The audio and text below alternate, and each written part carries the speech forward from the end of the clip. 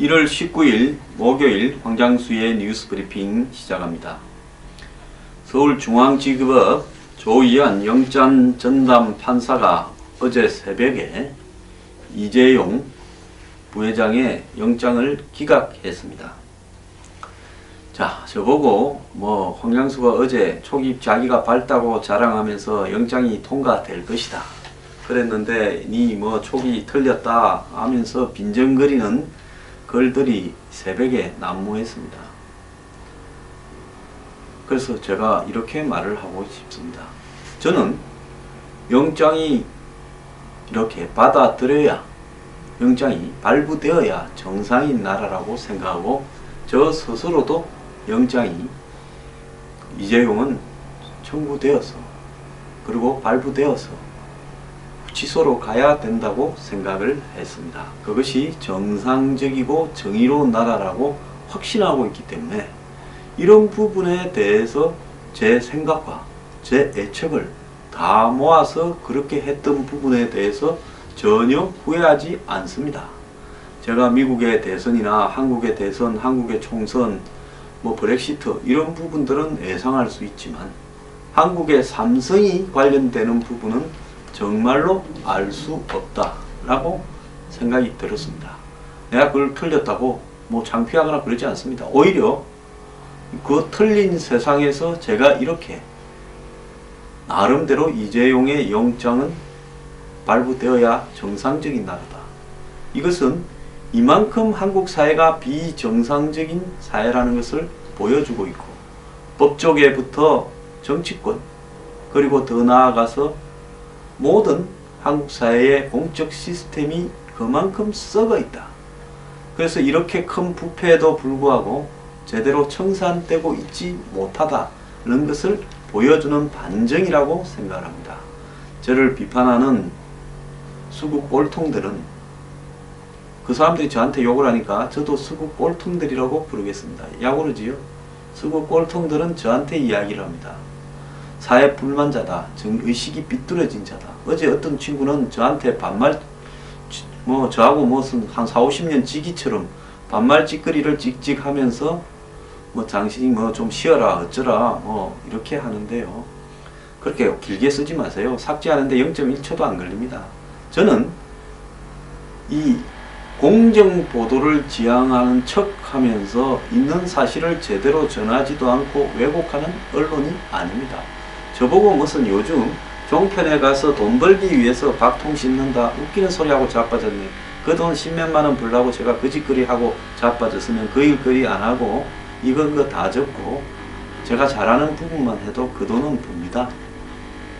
제가 지금 나가는 방송국 달랑 한 개입니다. 종편.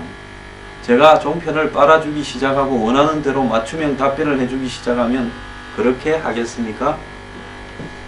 그래라도 억지로 우겨야 속이 편하면 계속 그렇게 하십시오. 몰려와서 달면 순식간에 삭제할 거니까. 저는 제 나름대로의 가치를 전파하기 위해서 뉴스 브리핑을 이 개고생을 하고 있습니다. 저한테서 상투적인 공정성 이야기나 상투적인 기득권 발언을 들으려고 하지 마십시오. 그렇게 하는 사람들을 차고 넘치고 보수라고 주장하는 자칭들의 99%는 그러고 자빠졌습니다. 그러니까 거기 가서 들으세요. 굳이 왜 저한테 와가지고 듣기 싫은 소리를 10분씩, 15분씩, 20분씩 들으면서 스트레스 받지 합니까? 변태들입니까?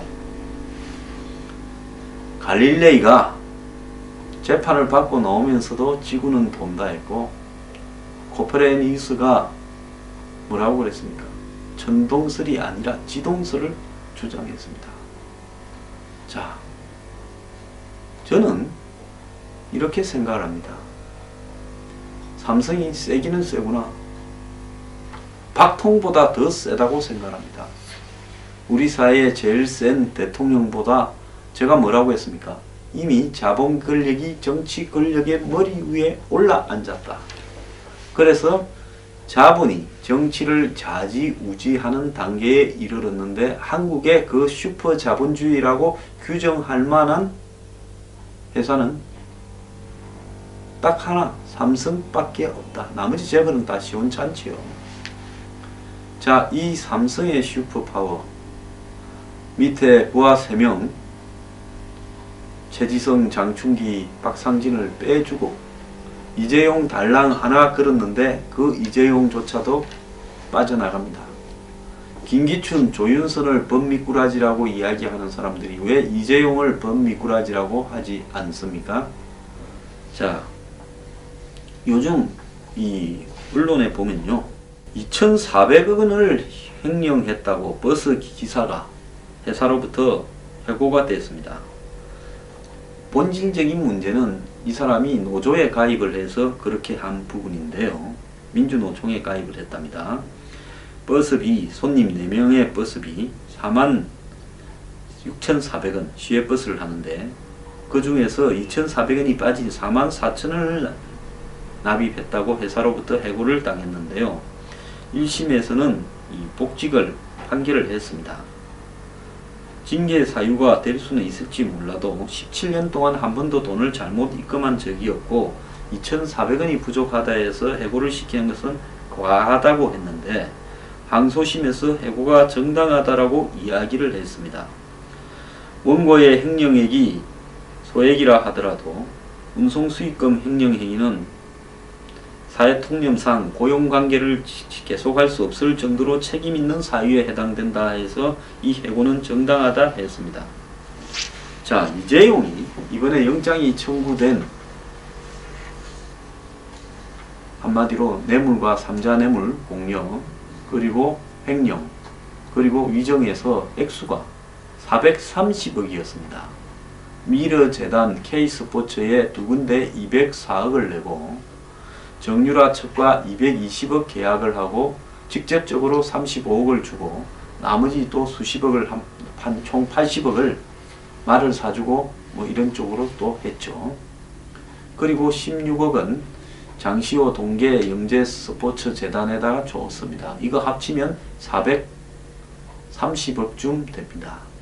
자, 그렇다면 430억을 횡령했다 그리고 뇌물 공여했다라는 사람에 대해서 청탁과 대가 부분이 명백하지 못하다. 즉 뇌물을 보통 청탁을 할 때는 미리 주는데 그리고 그 대가로 이 합병에 관한 국민연금 지원을 끌어냈다. 그 인과관계가 명확하지 못하다. 이런 이유입니다. 이번에는 미리 청탁을 하고 그리고 그 미리 청탁한 부분이 이후에 일이 성사된 다음에 대가가 뒤에 주어졌다. 그래서 이것이 뇌물인지 좀 설명하기 어렵다라는 것이 영장 기각의 핵심 사유입니다. 이 정도 뇌물을 줬고 이 정도 횡령을 했다면 그것은 명백한 구속 사유가 맞지요. 또 오너로서 회사의 임직원들로 하여금 오너 하나를 위해서 다 말을 맞추고 내가 다 했다라고 이야기하고 있으니까 증거인멸을 할 충분한 정황도 있습니다. 그럼에도 불구하고 법원이 조희연 판사입니까? 이분 앞으로 평생 어떻게 사는지 잘 지켜볼 필요가 있습니다. 기각했습니다. 자, 2,400원 해고는 정당하다라고 판정하는 법원 그리고 430억의 횡령 뇌물이 아니라고 칩시다. 아직 그까지 증명이 좀 미흡하다고 칩시다. 이재용이 최순실한테 준 돈 동계 스포츠 재단에 준 돈은 지 돈으로 준 거 아닐 거 아닙니까? 자, 그것도 기부라고 생각을 법원이 합니까?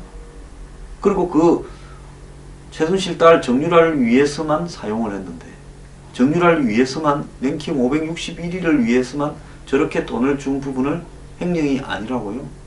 보통 사람 횡령 몇 억만 돼도 구속되지 않습니까? 현대판 장발장이 나올 참입니다.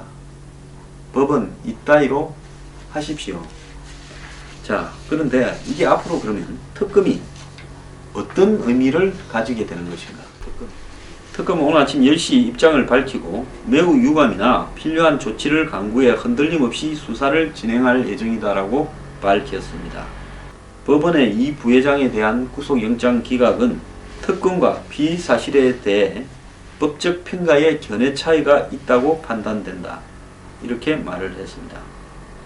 그런데 조희연 판사는 뇌물 범죄의 요건이 되는 대가 관계와 부정한 청탁 등에 대한 현재까지의 소명 정도, 각종 지원 경위에 관한 구체적 사실관계와 그 법률적 평가를 둘러싼 다툼의 여지, 관련자 조사를 포함해 현재까지 이루어진 수사 내용과 진행 경과 등에 비추어 볼 때 현 단계에서 구속 사유의 필요성과 상당성을 인정하기 어렵다. 이렇게 해서 영장을 기각했는데요. 말 지저분하게 길게 했지만은 핵심 내용은 뇌물 공여 등에 대한 이재용의 혐의 입증이 아직 충분하지 않다. 아까 제가 앞에 이야기한 사전에 뇌물을 주고 청탁을 하고 그 대가로서 합병 찬성이 이루어진 부분에 있어서 설명이 미흡하다라고 기각한 부분입니다. 자, 그러면 특검은 앞으로 어떻게 될 것인가? 결론적으로 이야기하자면 큰 타격을 받았습니다. 사실을 사실대로 인정해야죠.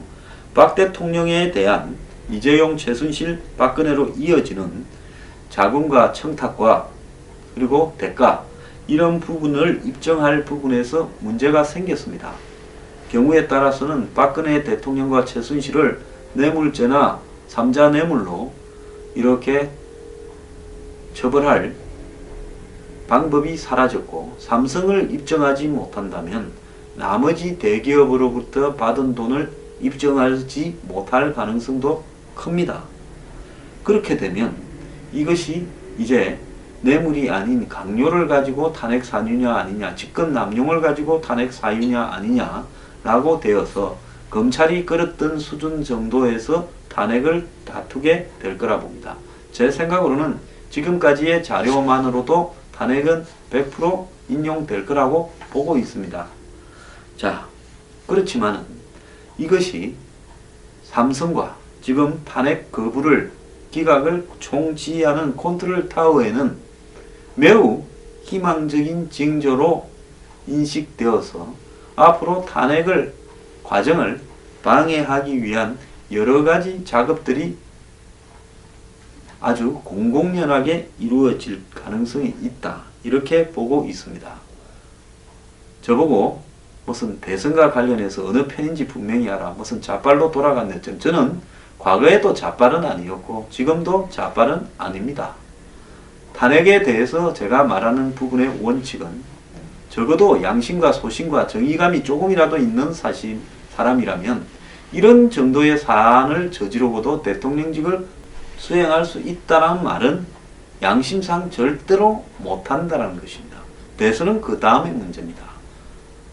종북 척결에 방해되는 종북이 집권하는 대선에 네가 유리하게 돕고 있지 않냐 이런 이야기 저한테 하지 마세요. 그렇게 말하는 사람들의 종북은 100년 후에도 1000년 후에도 없어지지 않고 있을 겁니다. 저는 부패가 사라지는 세상이 종북 척결되는 세상이라 생각합니다.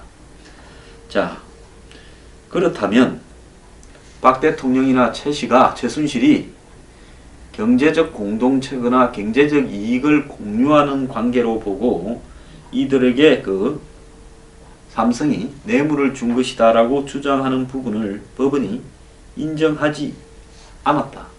이제 이러니까 삼성을 제대로 수사하지도 않고 특검에 떠넘겼던 검찰은 우리도 뇌물죄를 적용해서 기소해볼라 했지만 억지로는 할 수 없었다. 이런 이야기를 하고 있습니다. 특검은 대가 관계와 부정한 청탁에 대해서 사실 관계를 소명해야 된다. 즉 최고 권력자와 재벌 총수 사이에 부정한 청탁 관계를 입증할 만한 명시적인 증거가 존재할 경우 문제는 풀릴 수 있다. 이 경우 박 대통령한테 뇌물죄를 적용할 수 있다.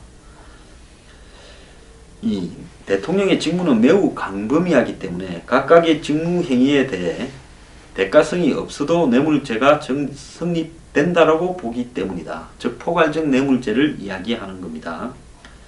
자, 그런데 특검이 남은 기간 동안에 삼성이 국민연금 찬성표와 최순실에 대한 지원에 상관이 없다라고 이야기하고 있고, SK는 최태원 사명과 또 문자 메시지를 보내고 돈을 낸 부분, 또 추가적으로 내려고 했던 부분 사이에 상관이 없다라고 이야기를 계속해 나갈 겁니다. 그러면서 강요에 의해서 압박을 느껴서 주고 말 지원도 했을 뿐이다. 재단에 돈도 내고 이렇게 이야기를 할 건데요. 특검의 목표는 기소해서 유죄를 받아내는 건데, 구속영장 청구는 기소를 하려는 과정인데 영장이 기각되면서 뇌물죄 기소가 어려워졌다. 이것은 분명한 사실입니다. 대가성 관계를 찾는데 어려움이 있을 겁니다. 그런데 구속영장 단계에서부터 뇌물죄에 대한 사실관계 등을 이유로 제동을 걸면 특검이 앞으로 무엇을 더 할 수 있을 것인가? 통상적으로 진행되는 뇌물죄에 대한 수사와 재판 절차와도 맞지 않다는 겁니다. 지금 판사는 구속할 만한 건 아니다. 죄는 있지만 이런 정도로 정리를 했어야 되는데 그걸 넘어서서요. 청탁과 대가의 인과관계에 대한 소명이 부족하다라는 말을 내제끼면서 기각을 했습니다. 자, 앞으로 이 최순실 박근혜 게이트의 끝장을 보는 부분은 험난하고 먼 길일 수 있습니다. 그렇게 쉽게 될 거라고 생각하지 않았습니다.